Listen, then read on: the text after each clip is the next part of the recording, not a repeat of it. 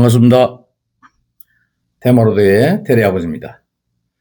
자, 오늘도 심야괴담의 시즌5 삼재 저주가 깃든 집 리뷰를 해보겠습니다. 자, 제보자가 2017년 당시 본인이 17살이었답니다.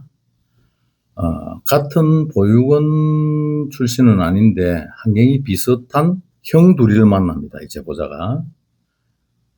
그래서 이 큰형과 작은 형을 만났는데, 이 큰형이 본인이 이 동생들이 좋으니까 이 동생들하고 같이 살려고 집을 장만을 합니다. 그래서 그렇게 살던 중에 5년 이후에 작은 형이 이제 언뜻 이런 말을 합니다. 자기가 가지고 있는 부적을 꺼내면서 내가 올해 삼재래 하면서 부적을 보여줍니다. 동생한테.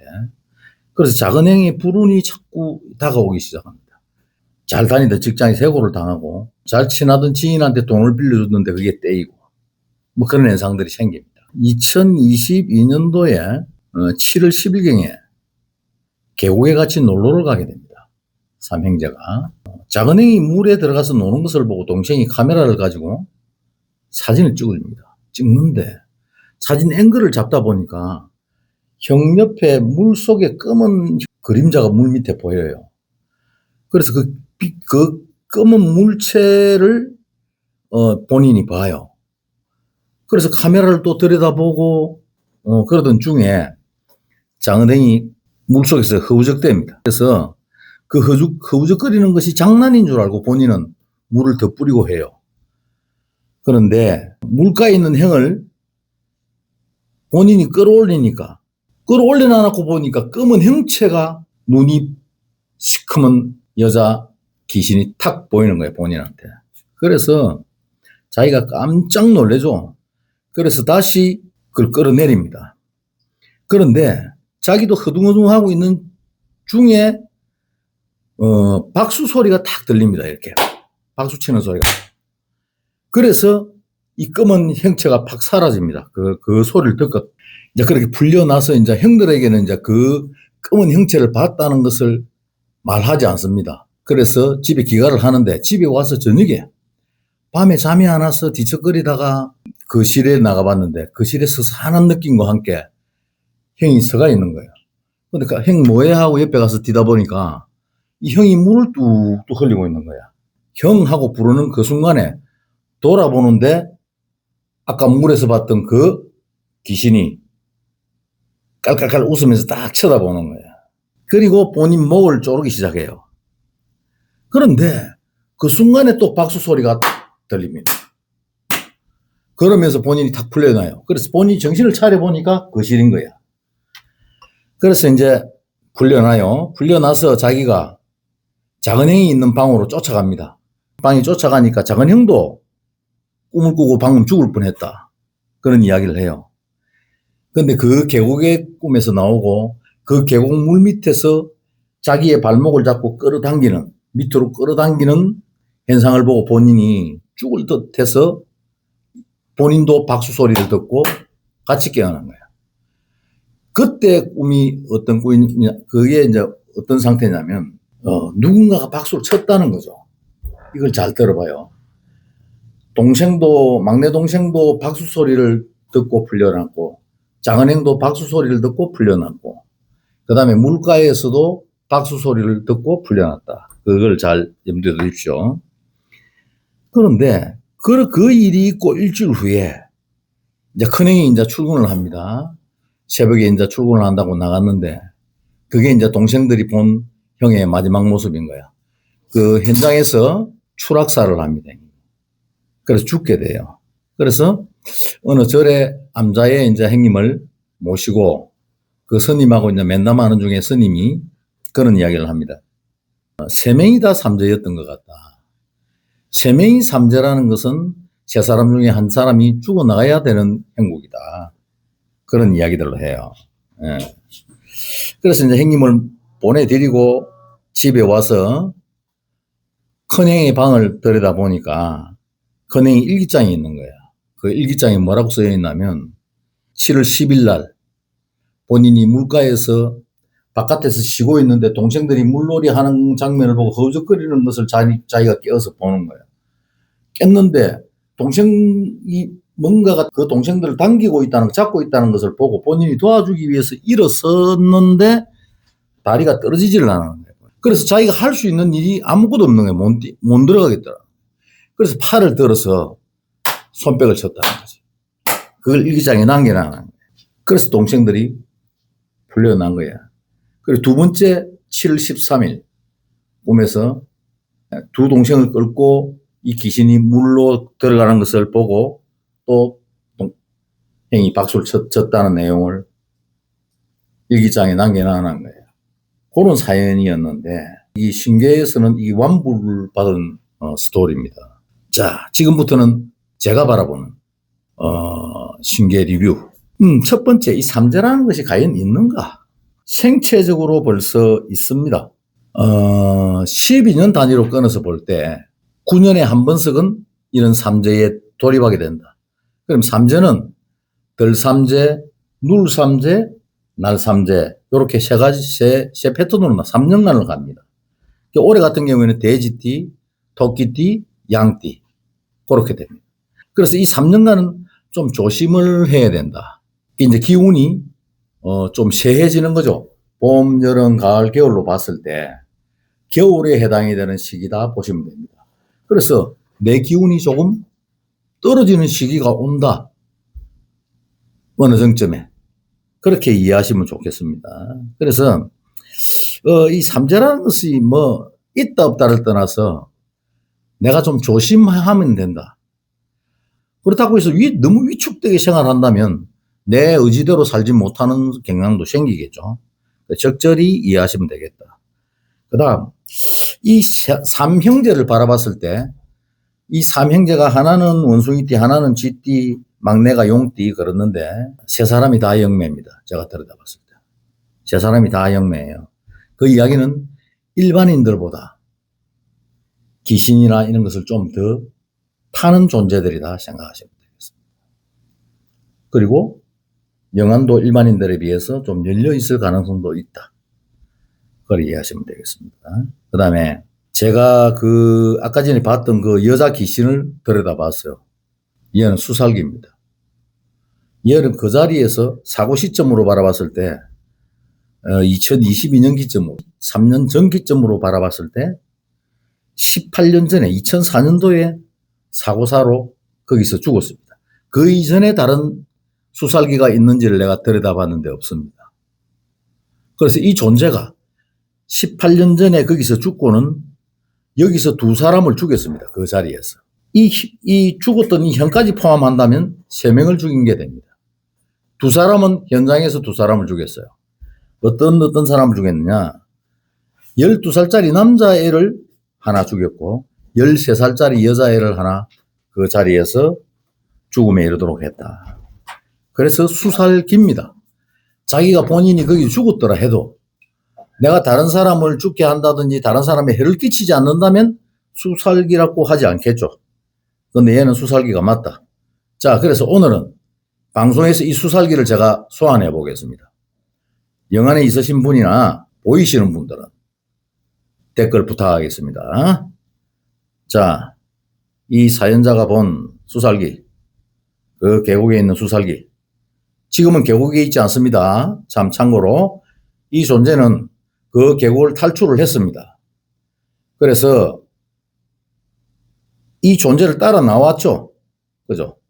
이 행적안들을 따라 나왔습니다. 자, 구천에 있는 이 수살기, 그 계곡에 있던 수살기, 나온 수살기 너를 완전한 자의 원래로 이쪽으로 소환하니.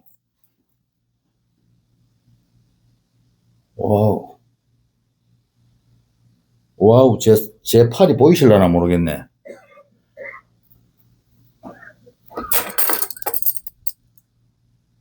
와우. 너 몇 살이야? 죽었을 당시에 몇 살이었어?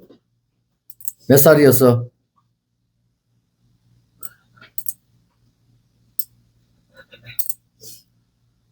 열여섯 살? 너에게 죽임을 당한 두 존재는 거기를 떴던데 너는 두 사람을 죽이고 또 그 자리를 벗어나서 또 한 사람까지 죽이고 세 사람을 죽였다. 네 죄가 있다는 것은 네 스스로 느끼나? 못 느끼겠어? 그래, 얘들이요. 만일에 죄라고 인식한다면 우리가 할까요? 하지 않습니다.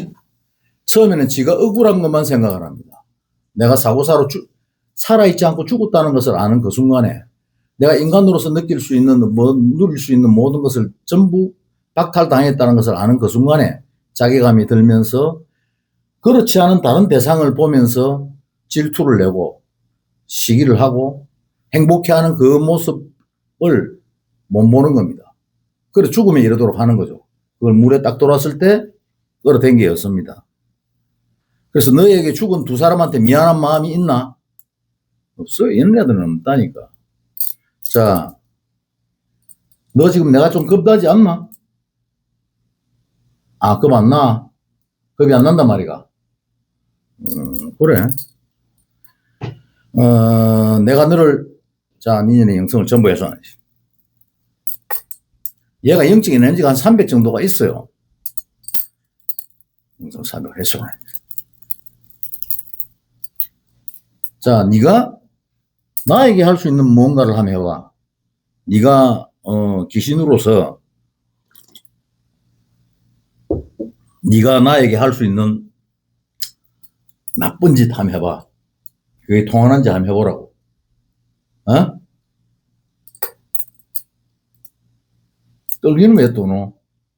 어? 왜 이제 슬슬 떠노? 왜 떨어?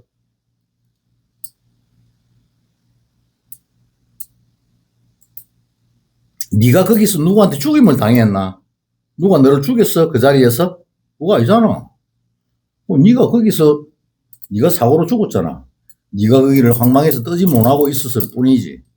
그때 그 자리 죽게 될 때 부모들하고 같이 갔었나? 친구들하고 같이 갔었어?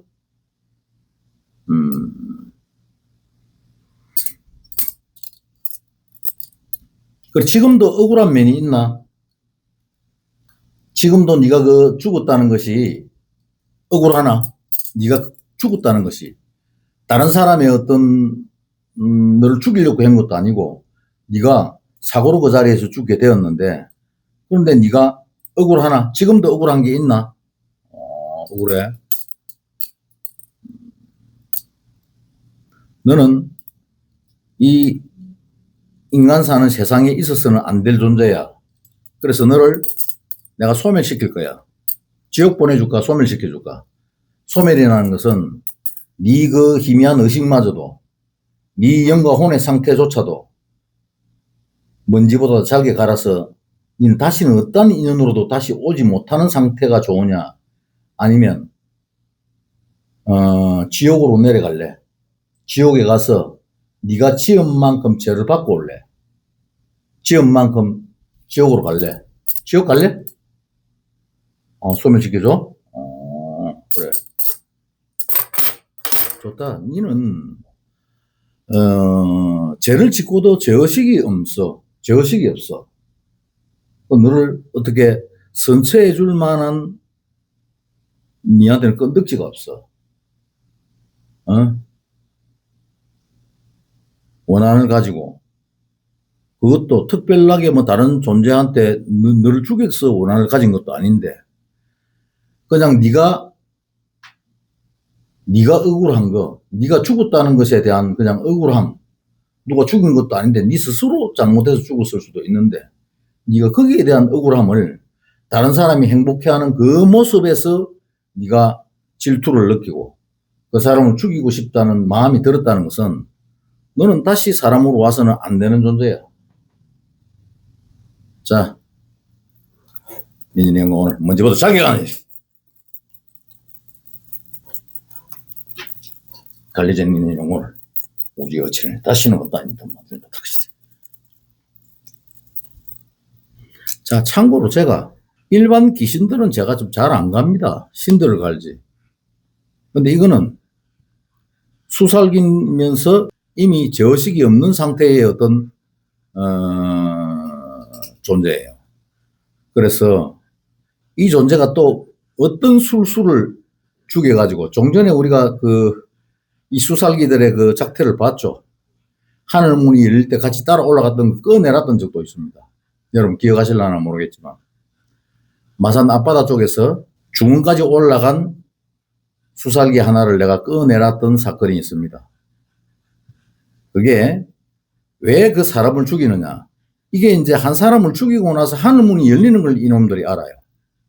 그러면 죽임을 당한 그 사람은 하늘문이 열렸는데도 항망해서 그걸 차고 올라가지를 못해요. 그런데 그걸 이용해서 올라간 수살기가 있더란 말이지. 그래, 어떤 술수를 부를지 모르기 때문에 이런 존재들은 내가 보호하게 갈아서 거칩니다. 다시는 와서도 안 되고 올 필요도 없고 와서도 안 됩니다. 자, 그래서 이 두 동생을 어떻게 보면 살리고 떠나간 이 형에 대해서 안 뒤다봤는데, 이 형이 구천에 있는지를 제가 한번 보겠습니다.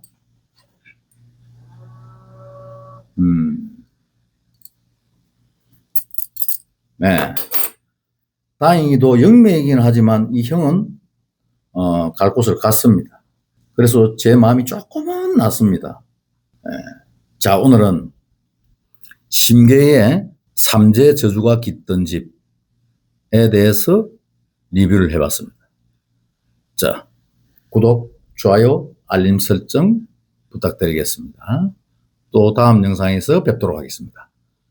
감사합니다.